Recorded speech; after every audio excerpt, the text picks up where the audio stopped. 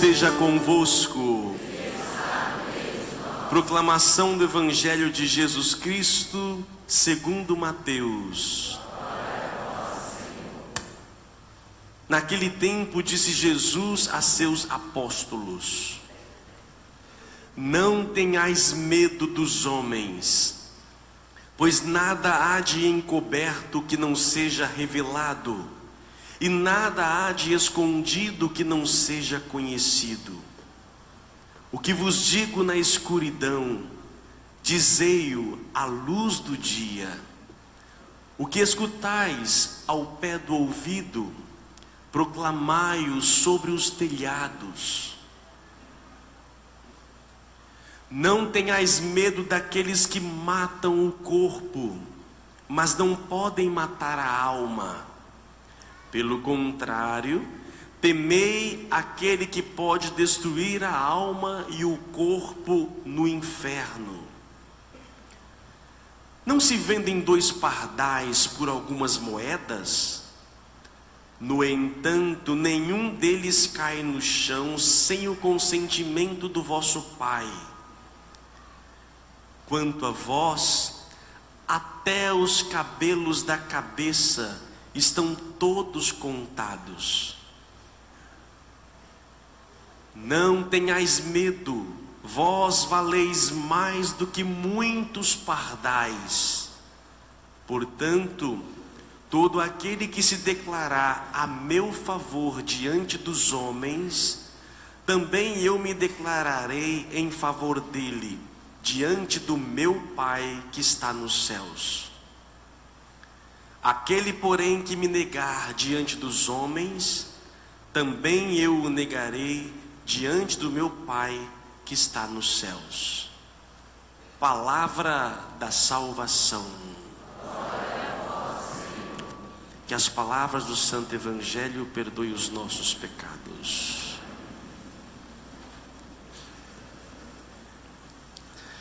Meus prezados irmãos, aqui na igreja, eu sei que nos acompanham pela rede social.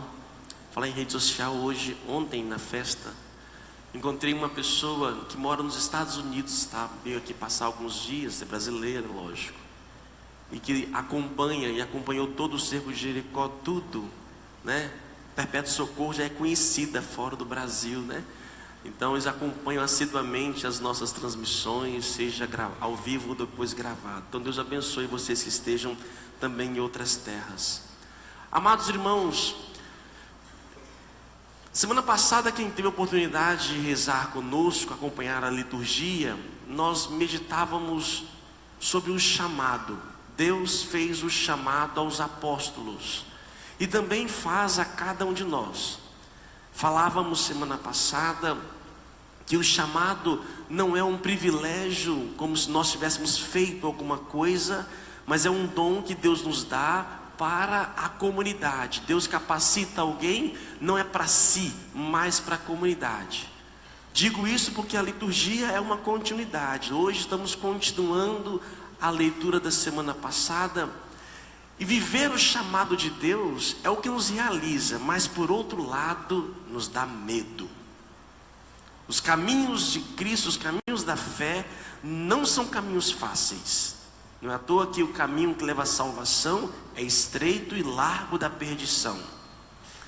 Muitos deixam de viver a fé justamente pelo medo que lhes provoca, que lhes causa viver o Evangelho. Até no tempo de hoje, viver o Evangelho na sua radicalidade incomoda, e às vezes nós não temos peito para fazê-lo. E sobre esses medos do chamado, do discipulado, da vida em Cristo, que Jesus fala para nós hoje. Ele enumera aqui 3 medos. 3 medos que podem nos atrofiar. Antes de mais nada, o medo, ele é essencial para a nossa vida. Se nós não tivéssemos o medo, nós sairíamos correndo, atravessaríamos a rua sem olhar para um lado, poderíamos ser pego por um carro, um caminhão, poderíamos nos jogar da ponte. É o medo que nos impede de tais situações. Então o medo é essencial para a nossa vida. Entretanto, existe o extremo. dos dois lados, a ausência e também o medo demais. Aí vem as fobias, as pessoas ficam paralisadas diante de certas situações. Aqui então Jesus fala 3 relações que não devemos nos preocupar.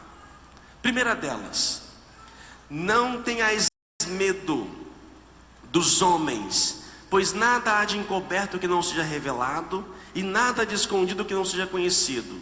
O que vos digo na escuridão, dizei à luz. Não tenha medo dos homens. Hoje vivemos de Jesus, estamos na escuridão, somos nós aqui, o mundo está em trevas. O que eu digo diante de vocês, não tenham medo de falar abertamente. Não tenha medo dos homens. E amados irmãos, por medo dos homens, talvez de não sermos conhecidos, reconhecidos, se nós começarmos a falar o que nós pensamos ou o que acreditamos, talvez ficaremos sozinhos. O medo de sermos verdadeiros nos atrofia. De modo especial, o medo da solidão. A gente tem medo de ficar sozinho. A gente tem medo de ficar sozinho. E detalhe, temos medo de talvez não sermos compreendidos. Será que vão gostar? O que estão pensando de mim? O que vão falar de mim? E agora o que eu faço? E aí, por causa disso, do que vão dizer e tal, a gente vai mudando os nossos jeitos, nossos costumes, nossos gostos. Vamos cedendo aqui e ali, cedendo, simplesmente para poder ser reconhecido, aceito. Numa empresa, para você poder crescer, vai ser verdadeiro, vai ser sincero. Você não cresce, filho. E por medo dos homens, de talvez ser rechaçado, não ter poder, ali poder me progredir, ali então eu vou me calando. Isso é um problema muito sério. Desde que o homem é homem até nos tempos de hoje, nós temos medo uns dos outros. Medo de falar a verdade, levar o evangelho, de mostrar, olha, eu sou católico, eu sou cristão, eu fui à missa. Temos medo. Às vezes nós colocamos mais, vamos trazer para o mundo da virtual, quem gosta do mundo virtual, né? Colocamos mais elementos do mundo do que às vezes elementos religiosos. Às vezes temos vergonha de expor a nossa fé. Será que vão me aceitar? Diz Jesus, não tenha medo. Não procure a glória humana. Não vive a sua vida pautada pela glória humana. Se você quer seguir o chamado que Deus lhe fez, não procure tal somente o reconhecimento humano. E coloque à luz do dia aquilo que você ouviu no seu silêncio, a sua experiência religiosa, testemunhe e fale. Segundo medo, talvez esse talvez seja o mais difícil. Não tenhais medo daqueles que matam o corpo, mas não podem matar a alma. Pelo contrário, temei aquele que pode destruir a alma e o corpo no inferno. Creio aqui que ninguém aqui está sendo ameaçado de morte. O que faríamos se nós fôssemos ameaçados de morte? Quantas pessoas mudam as opiniões por causa da ameaça de morte? Quando não é consigo, é com os seus parentes e amigos.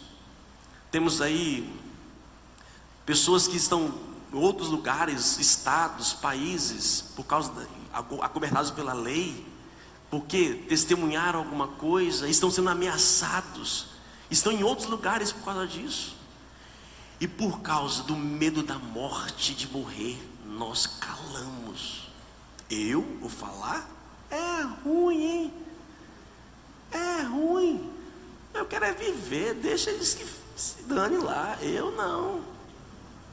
Medo da morte. É que se dane mesmo, gente, assim que fala. Medo. E por esse medo vem realmente nos impedindo. E é um problema muito sério, meus irmãos. Vamos trazer para a nossa realidade. Olha, se você não aceitar o que eu estou te oferecendo, você não vai ter cliente mais não, filho. Olha, eu te queimo. Existe aqui, sempre foi assim, e sempre tem que agir desse jeito. Você me indica, eu te indico, é desse jeito. E nós, por medo de morrer de fome, de talvez não sermos reconhecidos no mercado. E entramos por pão pouco, vamos vendendo os nossos princípios por medo. Medo da morte. Prefiro estar vivo do que morto no caixão. Então eu cedo. Nessa hora de Jesus, não tenhas medo. Aquele que pode te matar, o corpo, tema aquele que vai te levar para o inferno. E os nossos medos nos levam para o inferno. Nós muitas vezes escolhemos muito mais facilmente nos calarmos, nos omitirmos. Não quer dizer aqui, meus irmãos, que a gente tenha que sair aí denunciando todo mundo. Olha para a realidade do seu trabalho. Olha para o judiciário. Olha para a medicina. Olha para a farmácia. Olha para o municipal, o legislativo. Olha para tudo. Nós estamos vendo aí pelo mundo, Brasil afora. Não é só lá em cima, não. Olha para o seu dia a dia. E quantas vezes nós nos calamos? Quanta falcatrua, quanto ali já maquinado, quantos cartéis. E nós, se nós abrirmos a boca, a gente perde. E aí nós não seremos conhecidos e reconhecidos. Nós nos vendemos por algumas coisas, por alguns trocados. Mas o que devo fazer? Dizer não? Como eu disse, não estamos aqui para sair denunciando todo mundo a qualquer maneira. Mas ao menos eu manter o meu princípio já basta. Mas aí eu vou deixar de ganhar. Vai. Mas aí eu não vou ter dinheiro. Não vai. E eu não vou poder conquistar as coisas. Não vai. E o que eu faço? Vou morrer de fome? Não vai também não. Então o mundo te pressiona que se você entrar nele, você terá tudo. E se você não entrar, você será tirado, e vai ser tirado sim. Então o que adianta? O que adianta não ter nada? E eu te pergunto, o que adianta ter tudo? A pergunta não é, tem que ser ao contrário. Não é porque eu não terei nada. Por que eu tenho tudo? No início da igreja primitiva, quando a igreja cristã era perseguida, ainda temos países no mundo ainda hoje que acontece isso. Quando os cristãos não tinham liberdade de culto, a igreja não era oficial ainda do Império Romano, as pessoas eram perseguidas e martirizadas simplesmente pelo fato de serem cristãs. E eram colocadas diante de tribunos para poder dizer, é cristão? Se dissesse sim, ia para as arenas, ia ser morto. Os que dissessem não, renunciasse à fé, esses poderiam viver. Assim, muitos foram martirizados e outros tantos viveram. Na história entrou, esses que renunciaram à fé são chamados de lapsos. Os lapsos foram aqueles que na hora H negaram a fé. E aí gerou um conflito na comunidade cristã. Porque aqueles que viam irmãos sendo assassinados, viam irmãos livres. E esses irmãos livres, depois que a bonança vinha, pedia perdão para voltar.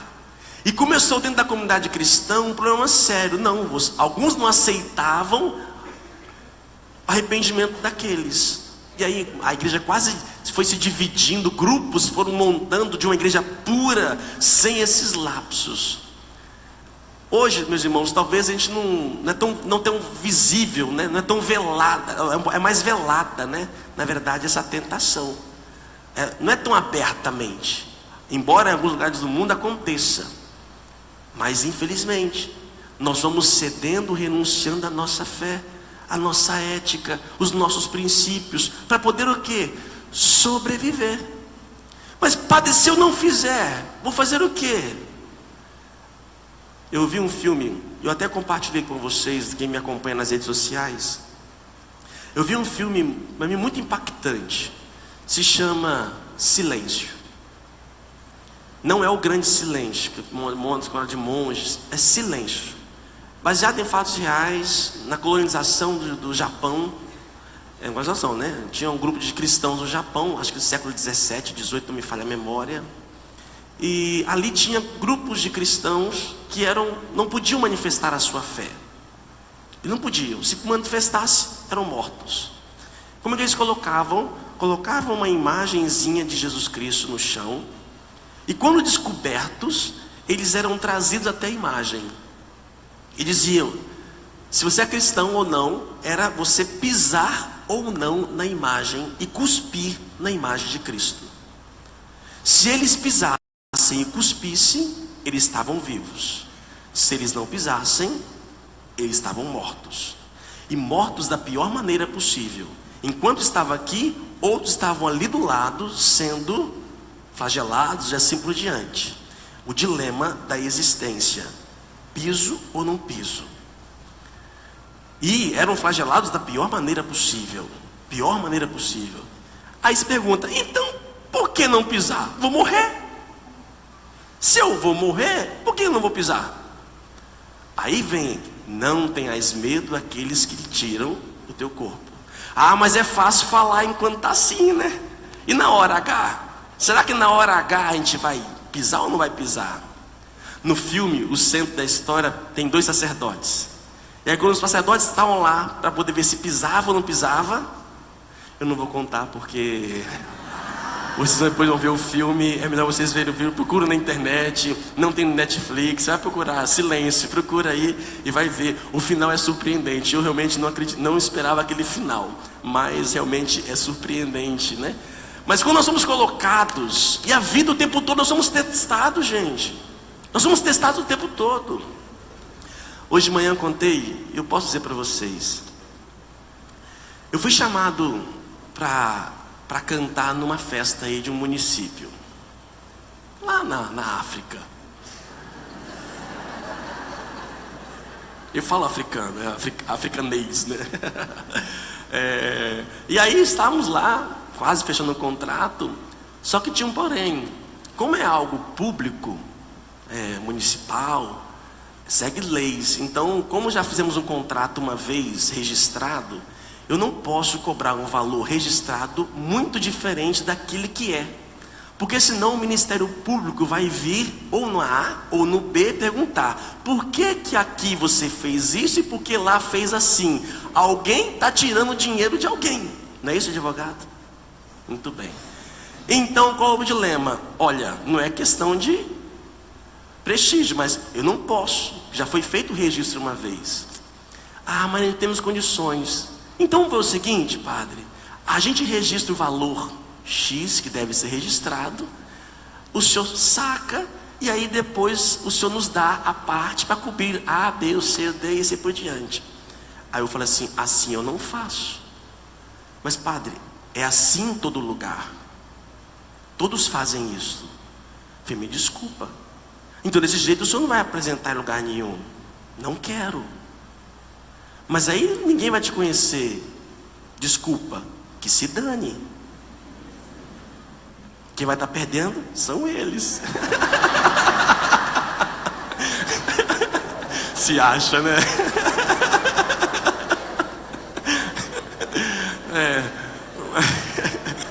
Isso eu falei de manhã não, isso foi agora. Mas a gente perde. Se você quer e quer galgar, que não é o meu objetivo, não tem desejo nisso, se você quer isso, você acaba se vendendo. E isso, meus irmãos, em todos os níveis. Ou seja, não vai ter show. Não vamos apresentar. Não é por questão de dinheiro, é por questão de valor, de ética, de princípio. Amados irmãos, a gente não tem que ter medo dessas coisas. Como eu disse, e não vou dizer qual cidade da África que me chamou, que eu não vou falar, porque eu não estou aqui para poder denunciar isto, mas eu quero que vocês façam o quê? Simplesmente sejam vocês onde estiverem. Vocês vão perder sim. Mas tem a última, não temas. Não tenhais medo, vós valeis mais do que muitos pardais. Olha que bonito. Diz aqui: não se vendem 2 pardais por algumas moedas, mesmo que você seja vendido, ultrajado, que seja pisado, vós valeis mais do que pardais. Não temais, porque Deus cuida de você. Deus nos provê. Exemplo disso, temos a leitura primeira de Jeremias. Olha que linda a leitura de Jeremias. Na verdade, Jeremias foi um homem muito sofrido, viu, gente? Eu falava semana passada, ele foi chamado para ser profeta, ele não quis, achava que era uma criança, não era próprio para ele, mas ele deixou-se seduzir, foi, e o tempo todo foi perseguido, muito perseguido. Colocavam injúrias, levantavam injúrias contra Jeremias. Os seus amigos, diz aqui, os amigos de Jeremias observavam as minhas falhas, porque estavam colocando, semeando discórdia. Por quê? Porque Jeremias denunciava. Jeremias anunciava e denunciava. O tempo de Jeremias era muito complicado. Israel estava relaxando na vivência da fé, na observância dos mandamentos. E Jeremias foi chamado para dizer: ou vocês observam a lei de Deus, ou vai acontecer o pior. E o povo não observou, e aconteceu o pior. Foi o período em que Jeremias ali teve que anunciar, muito doloroso, período do exílio, as lideranças foram deportadas, e ali Jeremias dando força e coragem. Muito difícil, ser profeta dói, é difícil, seremos privados de muitas coisas, mas precisamos. Diz Nossa Senhora, no canto do Magnífica, estamos aí nos preparando para celebrar Nossa Senhora da Perpétua Socorro no próximo dia 27 de junho. Ela aos 15 anos foi colocada diante de uma grande missão, foi chamada, e disse sim. E olha o que essa mulher não passou, não teve medo. Ficou grávida, foi cuidar da sua prima Isabel, ficou 6 meses lá, ou tal, quantos meses ficou por lá de lá, voltou grávida, para enfrentar o marido, podia ser apedrejada, não tive medo, cheia da graça de Deus, e canta: derrubou dos tronos poderosos, Deus tarda, mas não falha.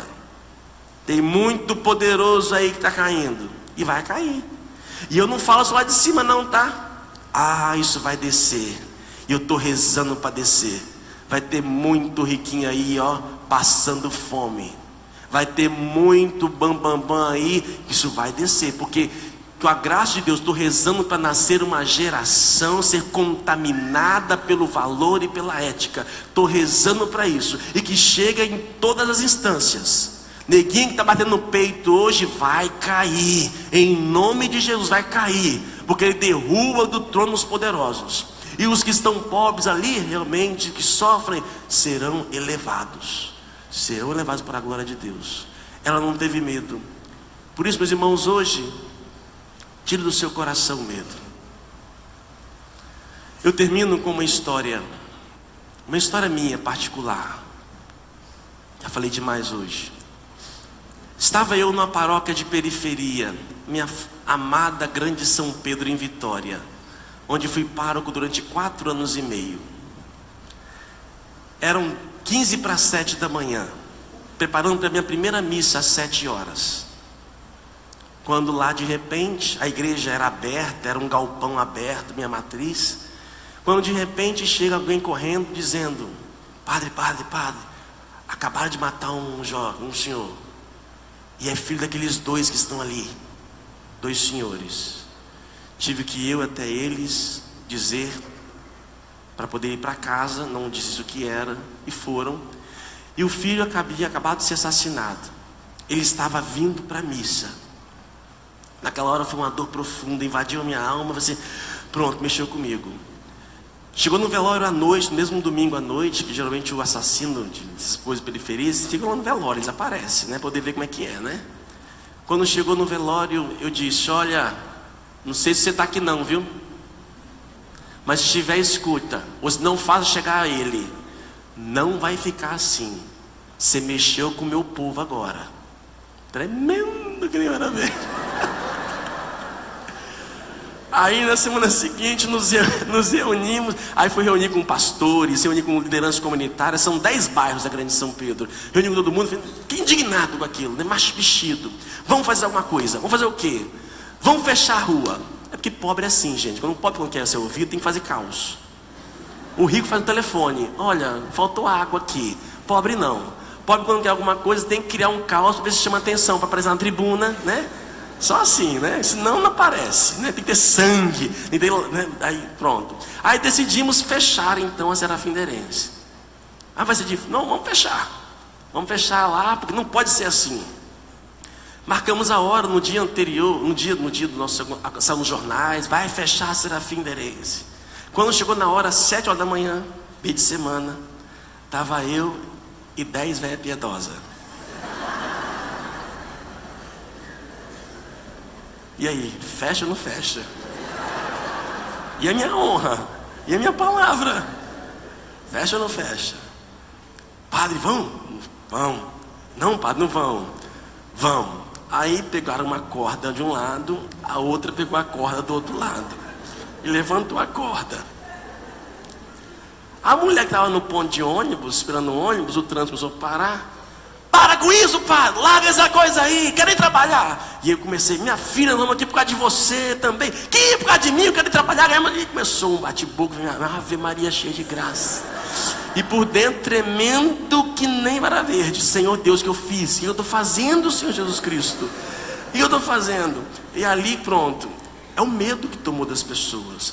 Nessas regiões, gente, se eu saio de casa e me manifesto, bandido sabe que você estava lá e vai invadir sua casa e vai te calar.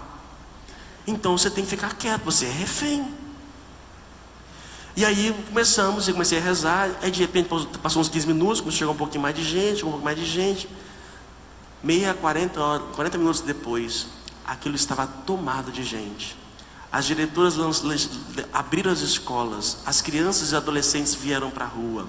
As bandas de Congo apareceram lá. De repente, em menos de uma hora, aquele lá estava tomado de gente. Aí sim apareceu Tribuna, Gazeta, apareceu por tudo. E aí sim, nos colocaram o microfone na nossa boca.